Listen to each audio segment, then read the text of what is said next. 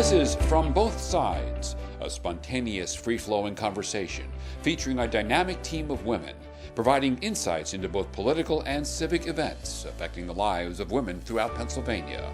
And now, here's your host. Hello, and welcome to another edition of From Both Sides. I'm Michelle Soletto, your host, and we're back for the second show in a special two-part series on the status of women in politics in Pennsylvania. Joining me today to help guide the discussion is my guest co-host, Carol Achel. Carol, nice to see you. Nice to be here. Carol, I'd like to tell our viewers you're a former county commissioner, former candidate for the Pennsylvania State Senate, and former secretary of the Commonwealth under Governor Corbett. So glad to have you back. It's always fun to be here. Thank you. Let's meet our guests. First, I'd like to introduce Lois Hagarty. Lois is a lobbyist and government relations consultant with State Street Advisors. She's a former Republican state representative from 1980 to 1992, representing Montgomery County. Lois, thanks for joining us. Thank you. I'm excited about talking about this topic, really. Great, good. I'd also like to introduce Dr. Dana Brown. Dana is the Executive Director of the Pennsylvania Center for Women in Politics at Chatham University and also an assistant professor there for political science. So Dana, welcome back. Lois, welcome back, and let's get started. Hey, Dana, tell us what you're studying now in Pennsylvania politics. Sure. So I'm the Executive Director of the Pennsylvania Center for Women in Politics at Chatham University. We're located in Pittsburgh, and we were founded in 1998 as a nonpartisan center that's wholly focused on educating and empowering women for public leadership, which we know from earlier was a great paucity of women in politics here in the Commonwealth. So we enact our mission to educate and empower women through a number of educational programs. That's largely how we execute. And so one of the programs we're sort of most well known for now is the Ready to Run campaign training for women that we've hosted in Pittsburgh and Philadelphia. We also hold the Elsie Hillman Chair in Women in Politics, where we bring in a nationally renowned woman in that field to our Chatham University campus to raise consciousness about women in politics. And then we also offer the New Leadership Pennsylvania Summer Institute, which is a week-long program for college women from across the Commonwealth. And so we're soon actually going to have them on our campus quite soon now that the academic year is done. So those are three of our signature programs. And then we also, of course, we're like the repository for women in politics data.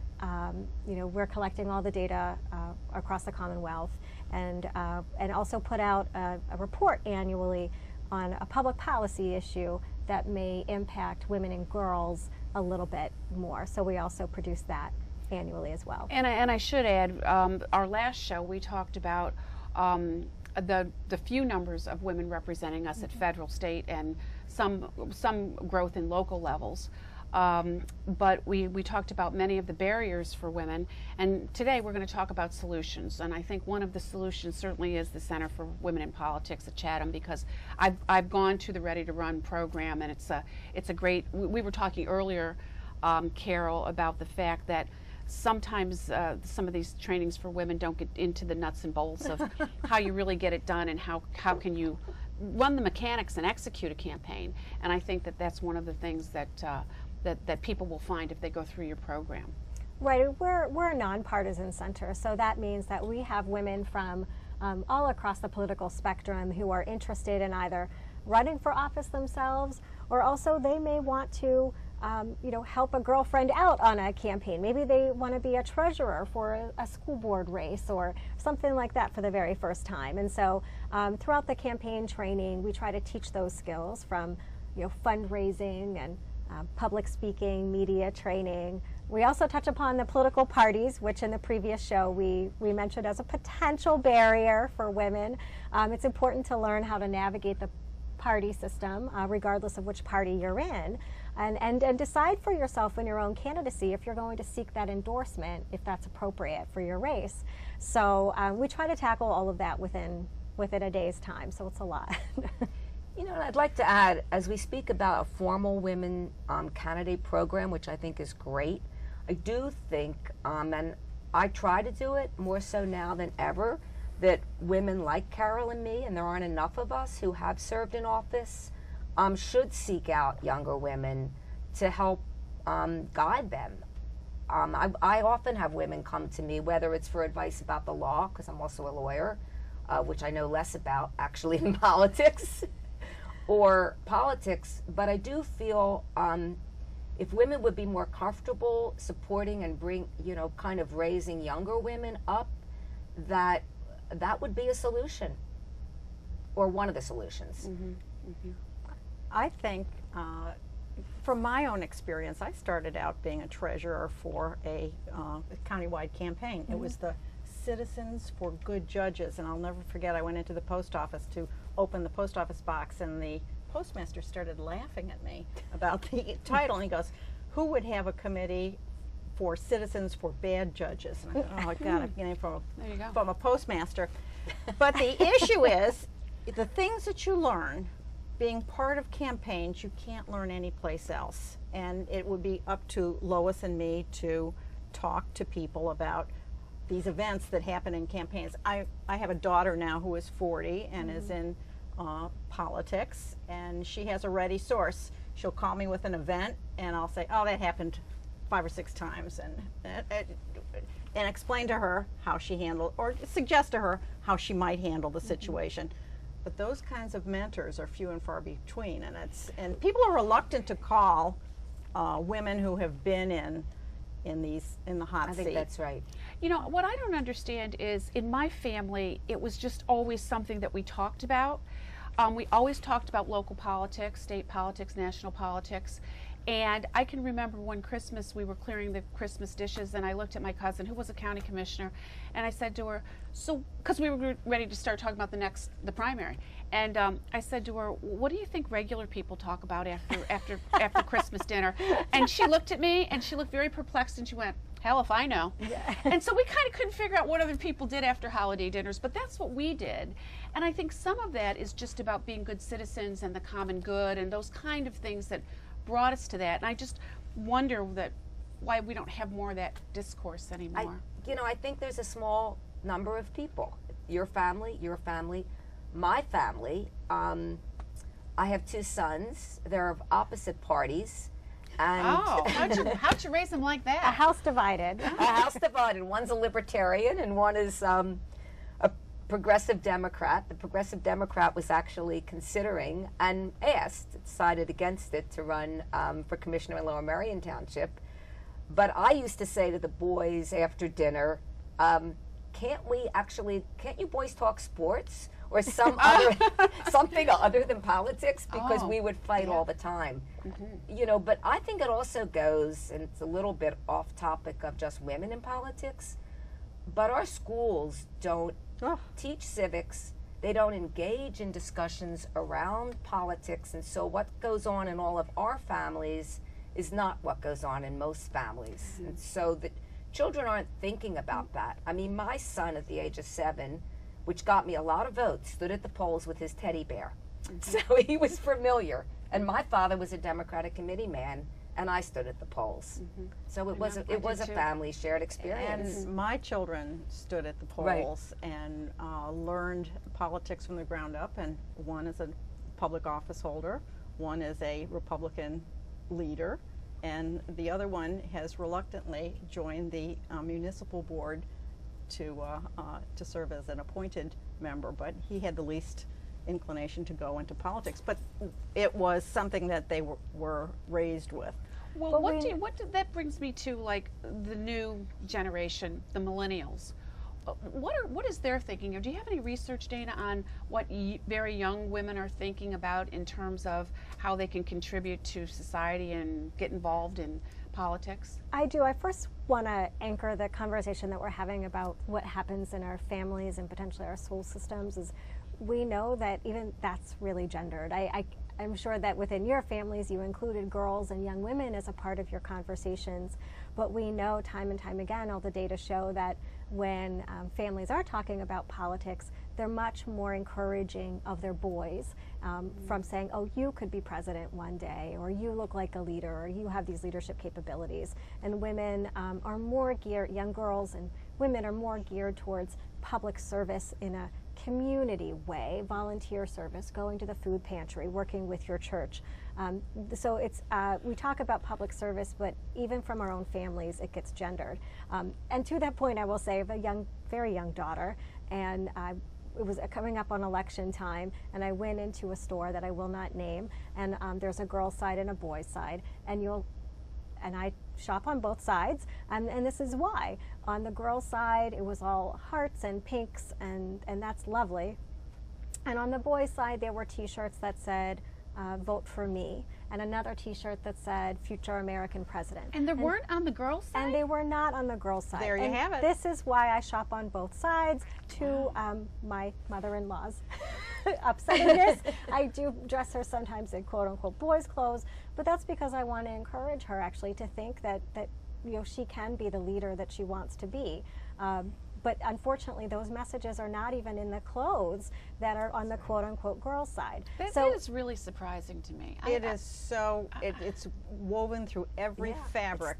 It's not surprising. Our culture very much, from baby up, emphasizes certain roles, and they're different. They're different for boys and girls. And we know, thinking about this millennial generation, and even I think the one lower, I think they're saying Gen Z now for even generation prior, we know that they're really committed to service, as was my generation.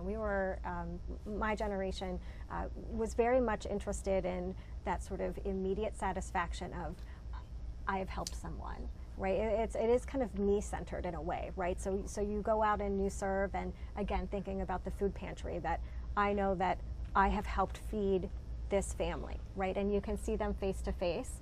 And we see a lot of that continuing with younger generations, that they think that they don't have time for politics. Politics takes too long, right? But inevitably, well, I mean, these are the messages, right? Yeah, I mean, you have lots of iterations of legislation. Oftentimes, it generates itself in the House, then it has to go to the Senate, and if there are any differences, then it has to come back in conference, and then maybe then eventually it gets to the governor or president for So signature. you're saying they don't stay focused, don't want to stay focused that long? Takes too long for them? They're saying, Patience. if poverty or if food issues is something that is important to me as a young person, I've already identified maybe 5 NGOs that are tackling this very issue, and they're able to say, let's solve it in a way in which that is a little bit faster, and I don't have to go through this arcane system. Now, the challenge, of course, for someone like me in political science is to say to these young people, the very issues that you want to tackle through the nonprofit system, they are rooted in political questions. They are rooted in political challenges, right? So if we Okay, and I'm gonna ask you to hold that thought because we're ready now to just take a break and hear from our sponsors. We'll be right back. From Both Sides is a production of the Susquehanna Valley Center for Public Policy and is made possible by the support of the Pennsylvania Center for Women and Politics at Chatham University, a nonpartisan center devoted to fostering women's public leadership through education, empowerment, and action. The first to focus on women's political involvement in Pennsylvania, the center integrates disciplinary knowledge, civic education, and capacity building, while examining the intersection of women and public policy. From Both Sides is also supported as a public service by Saul Ewing LLP, a law firm with a 100-year tradition of serving the needs of business, government, education, healthcare, technology, and manufacturing in our region. And by the University Center for International Studies, the engine for extending the global reach of the University of Pittsburgh and its students. From Both Sides is also sponsored by Dr. Wendell Funk, one of Central Pennsylvania's most experienced cosmetic plastic surgeons. Dr. Funk is a leader in new and innovative non-invasive procedures like cool sculpting. His long-term experience with all types of cosmetic surgery, as well as facial injectables, keeps new and repeat patients returning to his practice in Lancaster, York, and Camp Hill. From Both Sides is also sponsored by the Ed and Jeannie Arnold Foundation. Hello and welcome back to From Both Sides. We're here today finishing our second in a series of shows about women in politics in Pennsylvania. And our previous discussion, we were talking about solutions to some of the barriers that women face, and we were just talking about millennials. So I wonder, what else do we know about millennials and how they might help dive in and help us solve this problem and give us more equity in terms of representation with women in Pennsylvania? The common theme that I've heard when I speak, particularly to women in their 20s who only knew the Obama presidency, is it was a wake-up call. They felt that everything was taken care of, everything was safe, whether it was health care, reproductive rights, LGBT equality, and what they're feeling now is, no, it's not safe. We need to vote, we need to organize, we need to protest, and we need to get together and support women running for office.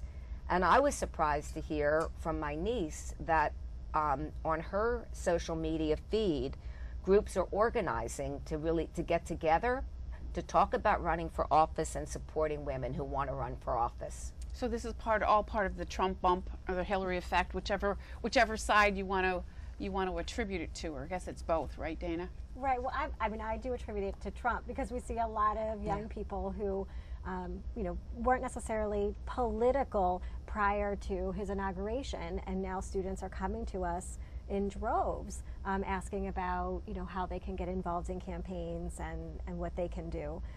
When I spoke at the beginning of the show about our new leadership summer institute for college women, we've had just unprecedented interest, more applications than we've ever had before. So we've also had to expand the class size to the largest class size we've ever had before.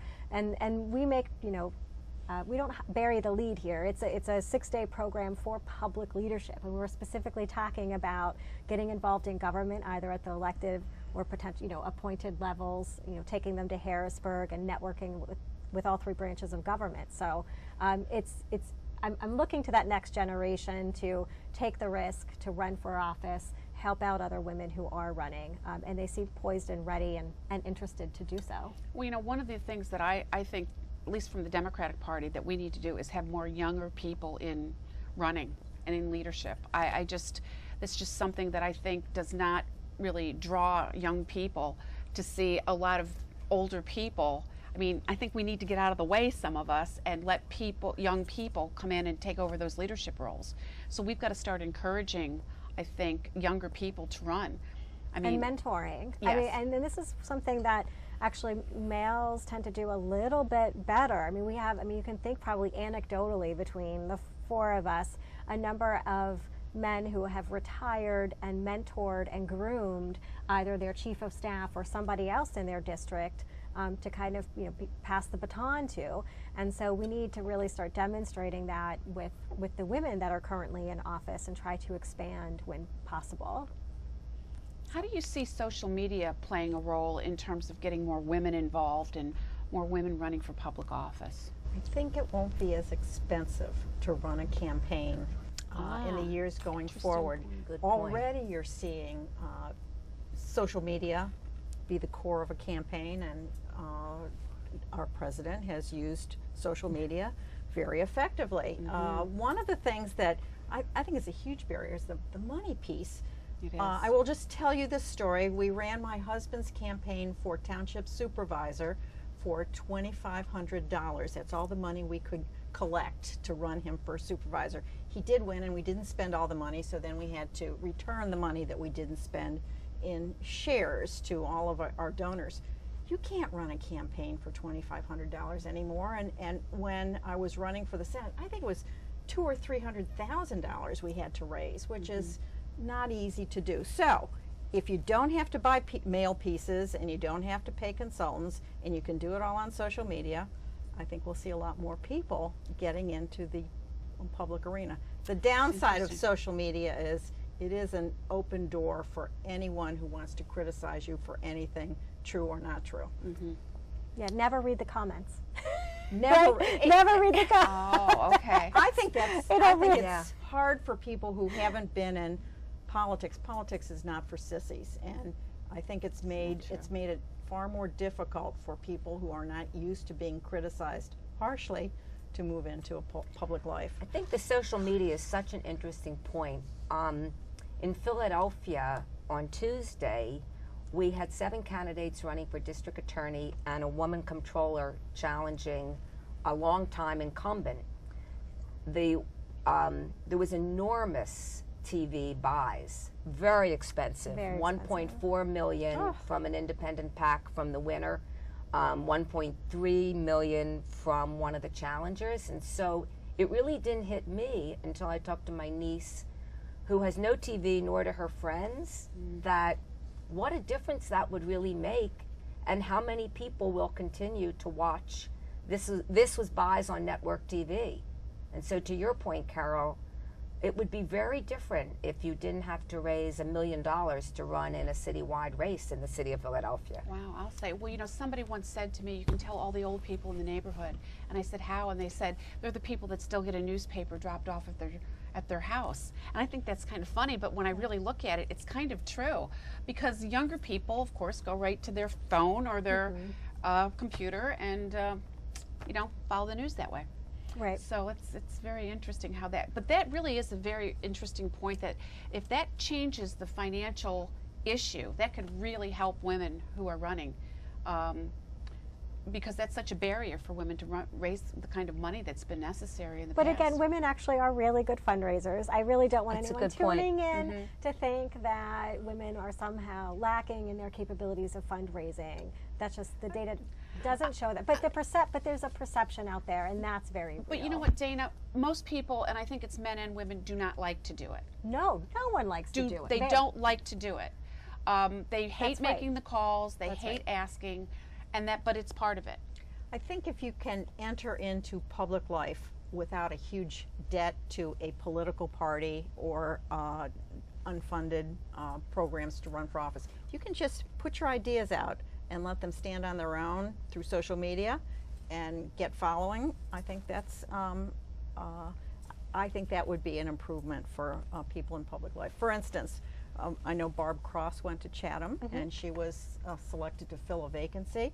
Had no political experience before, and stepped into public office and did, I think, a really wonderful job for Cumberland County. So they're opening new doors for people in public life will play to the millennials' desire to finally have public service as part of their requirements.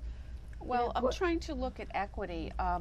What do you think about gender balance legislation? And what I mean by that is, I think there are about 7 states in the country who have legislation that say that state boards, commissions, and certain other entities under state jurisdiction have got to have equal representation between men and women.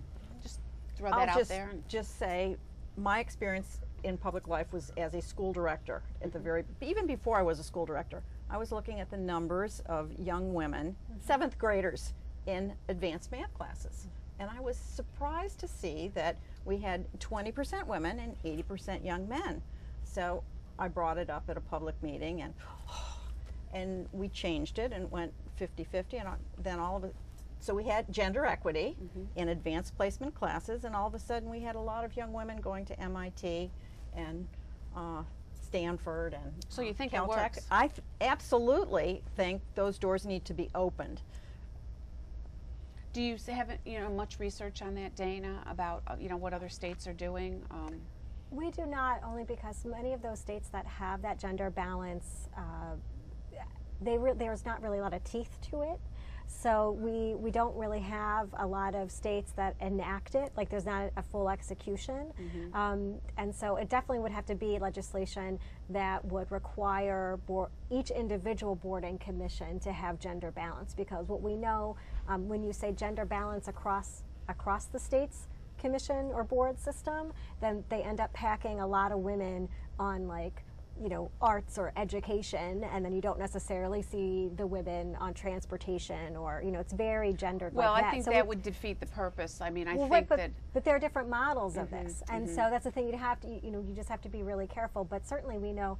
I mean, there's so much evidence to show that minimally, when there's 30% women on, whether it's a corporate board, a nonprofit board, a board on a government entity, that's where you start to see decisions made a bit more equitably and better outcomes. So Well, and again, and one of the purposes of this type of legislation is that this then can be kind of a stepping stone for women who have that kind of experience and then want to go on to run for other office. So I found it very interesting. I've now listened to a number of women leaders in transportation. We have the first Secretary of Transportation, woman who leads the airport, Philadelphia Airport, and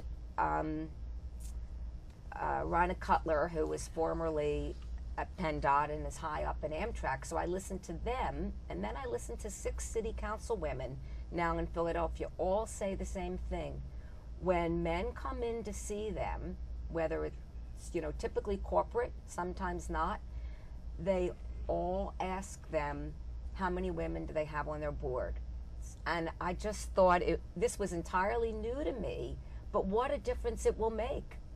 And Rhina Cutler said, she basically told someone coming to see her, when you come back next time, I expect to see a woman sitting next to you.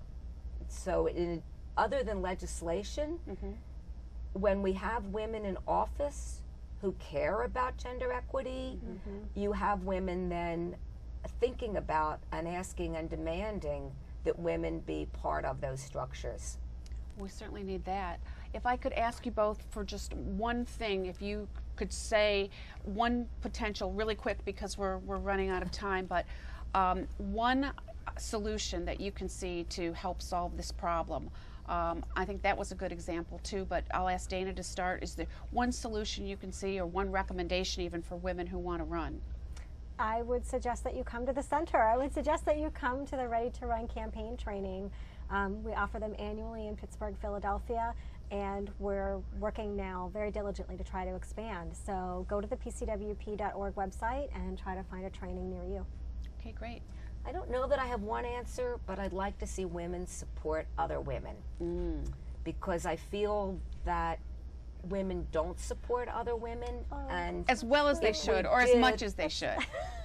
Well, you know, and I often ask younger women, because my experience from my generation was women criticized other women. Absolutely. And when I ask younger women, I agree it's improved, but I don't always get the answer that they feel that there's support among other women.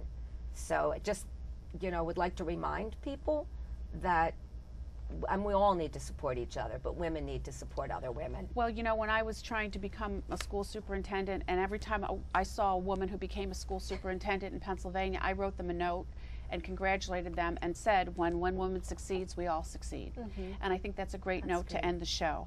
So I want to thank all of you for being such great guests, and we have to talk about this more. There's so much more to talk about, and we need many more gains in women in Pennsylvania in politics.